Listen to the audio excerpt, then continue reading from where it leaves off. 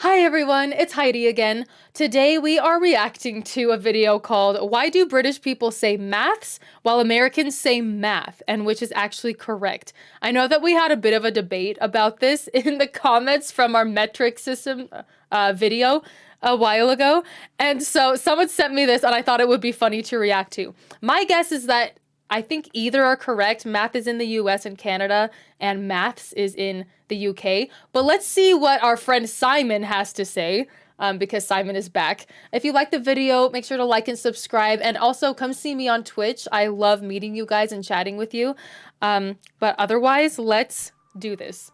Aluminium, aluminum, Z or Z, and removing U's from certain words or not. Among the many discrepancies between American and British English, perhaps none conjures as much religious fervour as math versus maths. So, which one is correct? Maths. Obviously. Not really, you're going to get a full explanation, but maybe it is. Who knows? You'll have to keep watching, won't you? Well, really, neither is technically more correct than the other. It's all just language and conventions different groups of people want to use. At the end of the day, language is all about communicating effectively, and the rules that surround it are meant to serve that end, not language serving as the rules and conventions, contrary to what many an individual who refuses to accept the evolution of language might otherwise try to have you believe. As nobody is likely to get confused at all what someone is trying to say when they say math or maths, and saying one or the other is the accepted way to do it among two rather large groups of English speakers, the idea of saying one is definitely right and one is wrong is, well, it's a little bit rich, isn't it? But look, that's not particularly interesting. So let's stoke the flames of the fire a little bit and see if we can shed some light on how this particular difference between American and British English came to be. To begin with, which was first, math or maths? Turns out, while you'll often read that the math lovers of the world win this one, this isn't actually correct. Though it is true that even in the UK, it's not been until the last half century or so that saying maths was more common than math. But to start with, math, as an abbreviation for mathematics, dates back to at least as early as June the 4th, 1847, when W.G. Hammond wrote in his diary, "It rained so that we had a math lesson indoors." Again, it's commonly stated that maths is a later invention, first attested to in 1911 in a letter from English soldier and poet Wilfred Edward Salter Owen, where he wrote, "The answers to maths, quest, were given us all this morning." It is next seen again after this in 1917 in a September edition of Wireless World with extremely rusty in maths. However, it turns out there is a much earlier known instance of someone writing maths, interestingly, occurring in America. In his letter from the Secretary of War, written by War Secretary John C. Calhoun in 1818, a man referred to as C.H.S. Davies is listed as Prof. Maths. There is also a third variation of this popping up in 1836, where it states Edward C. Ward, Prof. of Maths. Have you noticed that all of these, like, this one has an apostrophe S, one of them had an apostrophe maths, and one of them was math period. Like, I wonder if all of these just come from typos. Is everyone just accidentally writing it in a certain way, or are these very intentional? It's really funny. Everyone seems to have, or back then had a different idea of how to say maths.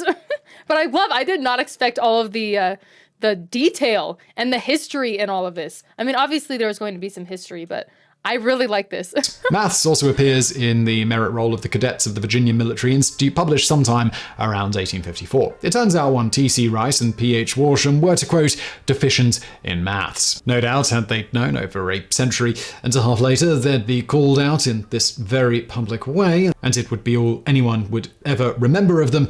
They would have studied just a bit harder. In any event, in these cases, the apostrophe simply functions as the placeholder for the missing letters between the math and the S. It should be noted here that through all these early variations of maths, and maths with an apostrophe, it's not thought people actually pronounced the abbreviations this way, instead just using it as a shorthand way to write mathematics, which would then be spoken fully, similar. Right, it was just to kind of let people know that there's a break there. Kind of like don't, D-O-N, and then there's an apostrophe between the N and the T. That makes sense. So how you'd say professor rather than prof when encountering the abbreviation prof, as in the previous example, except for me who did it for your benefit. Oh, I see. So no, I got that wrong. So it's basically like having a period after professor, but you don't say prof. So basically, when they were writing math apostrophe S, they expected people to say the entire word mathematics. Okay, that makes sense. Which was weird.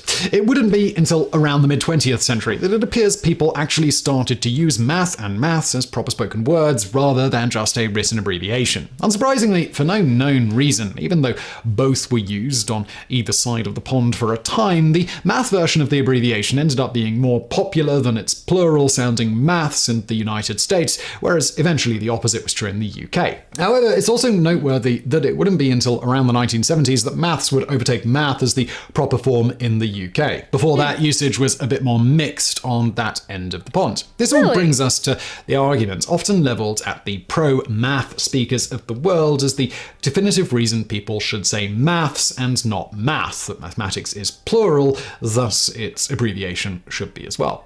Beyond the tenuous supposition that an abbreviation of something plural must inherently also be in plural form, those who say maths don't say my favourite subjects are maths.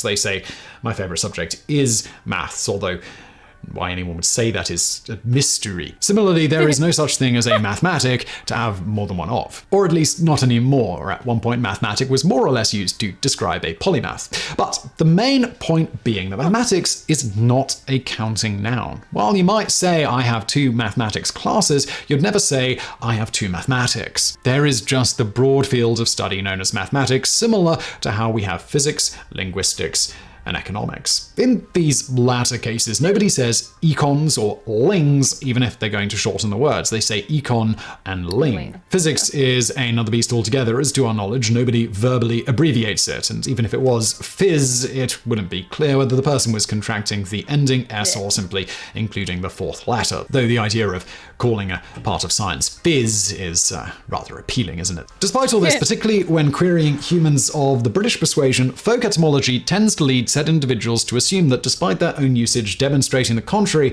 mathematics must be plural because of the trailing s. It may even be that this idea is the reason the s was originally tacked on at the end of the abbreviation in the first place, with some individuals thinking mathematics was plural despite common usage. There is some evidence in support of this, where around the time these abbreviations started to pop up, you'll find a few instances of people actually treating mathematics as plural. For example, in Baldwin and Craddock's Library of Useful Knowledge, Mathematics, published in 1836, they say, now the mathematics are peculiarly well adapted for this purpose. In truth, mathematics is simply a mass noun, like music, water, faculty, garbage, furniture, evidence, humanity, Deer. You know, it's the same thing. Luggage that has an S on the end, similar to physics or economics, and again, it's considered uncountable and generally treated Except deer doesn't have an S on the end. Anyway. as singular in the way that it is used. Although it is noteworthy that some mass nouns that refer to a group of something, like faculty, can go either way in usage. For instance, the media is sensationalizing the news, or the media are sensationalizing the news. But, unfortunately for the mathematics is plural crowd, other than a few isolated instances in very recent times, likely stemming from the misconception that mathematics is plural, it's long been the case that mathematics has been almost universally treated as singular in common usage. Now, you might at this point be wondering, if mathematics is not plural, how did that S get there in the first place? While there seems to be some debate here, this seems to have come about owing to a common convention around the time that mathematics first popped up in English, where it was en vogue to use a plural name for different fields of study, such as economics, linguistics, physics, acoustics, etc.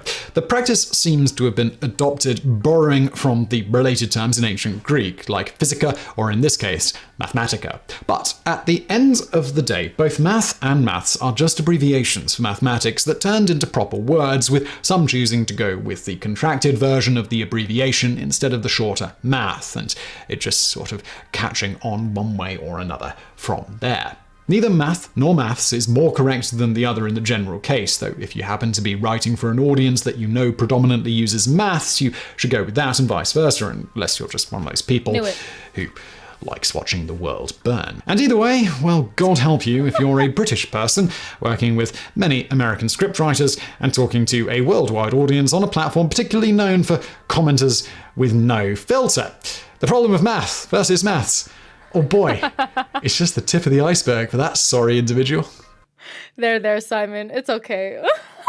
That's really funny. Bonus facts. Long before math was being used as an abbreviation for mathematics and then becoming its own proper word, in Old English it meant mowing, or more aptly, cutting grass or other such crops. Mathematics didn't actually come to mean just arithmetic until around the 18th to early 19th century. Before that, it included many fields of study, including astrology, music, arithmetic, and even optics. Astrology? The difference in usage to the present definition is the root of the misunderstanding about St. Augustine's advice that Christians should steer clear of mathematici. He wasn't referring to those studying mathematics, as we think of it, but rather astrologers. Now that makes more sense. So I really hope you did enjoy today's video. If you did, please do give it a thumbs up below. Don't forget to subscribe. And thank you for watching. Yes, of course. Of course, Simon. I love that. Okay, I'm liking that video. That was good. So I think I was basically right. Neither are completely incorrect, but it just kind of depends on where you're from. I personally like math better than maths because I feel like math is easier to say. Why don't we just take off that S? And then apparently in Germany they use mat. So I'm like, why don't we just go that way? Make it as short as possible. I love it. So let me know what you guys think in the comments. And I will see you in the next video. Thank you so much for watching. Bye.